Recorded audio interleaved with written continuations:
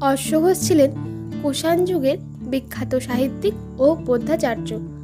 কালিদাস পূর্ববর্তী যুগের সংস্কৃত সাহিত্যে সর্বাধিক প্রথিতযশা কবি হিসেবে তার নাম শ্রদ্ধার সঙ্গে স্মরণীয়। তিনি প্রাচীন ভারতের সাকেত নগরে জন্মগ্রহণ করেন। মাতার নাম সুবর্ণাক্ষী। অশ্বঘোষ জন্মসূত্রে ব্রাহ্মণ ছিলেন, পরে বৌদ্ধ ধর্ম গ্রহণ করেন। তিনি চতুর্থ বৌদ্ধ সংগীতিতে সহ-সভাপতি পদ অলঙ্কিত করেন।